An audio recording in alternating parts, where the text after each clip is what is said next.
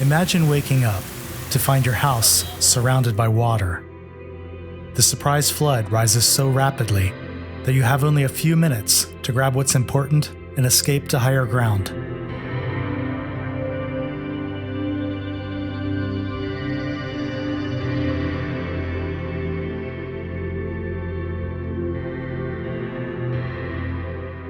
That happened to many South Carolina residents in 2015, when converging weather systems brought extraordinary amounts of rain, leading to dam failures and devastating flooding.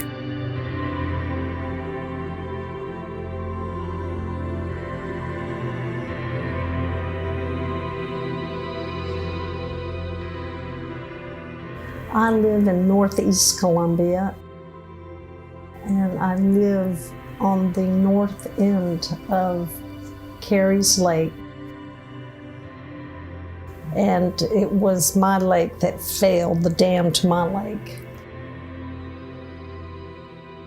And it first caused us to have very, very high waters until the waters receded over the top of the dam, and then eventually the entire structure failed. We were all in trouble and turned to look to see what we could possibly move. And by the time I just had that thought and looked back, the water was already 4 feet higher, and I thought, oh my gosh, where are my keys? I don't have time to think about saving anything. I mean, it's time for us all to evacuate. You've been looking at a computer simulation of what was predicted to happen if a single dam, the Carey's Lake Dam near Columbia, were to fail and release its waters downstream.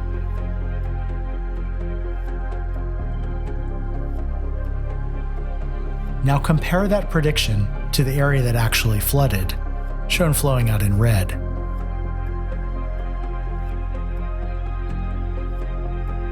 As the storm waters rose, over 30 dams in the region failed, their waters compounding, making the reality significantly worse than predicted. 19 people lost their lives in the flooding in South Carolina.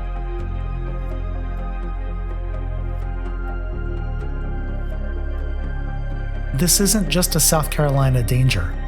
Over 90,000 dams across the United States are already beyond their designated lifetimes. Some are in good condition, shown in green, or fair, but some are in poor condition, or worse. And for many of the dams across the US, we simply don't know what shape they're in. Do you know the conditions of the dams near your home? Who's responsible for monitoring and maintaining them? How can we improve our predictions and make choices about which dams to repair or remove? The good news is that there's lots of information available, but to study tens of thousands of dams, computing the area that might be flooded, and matching that with locations of vulnerable people or essential infrastructure is a big data challenge. The United States, through the National Science Foundation, funded the Institute for Geospatial Understanding through an integrative discovery environment, iGuide. iGuide is bringing together a wide array of experts and big data power. High-performance computing, sometimes called supercomputing, can model the complex behavior of water as it moves. These models can predict not just the immediate aftermath of a single dam failure, but also the cascading effects on downstream dams and the broader environment.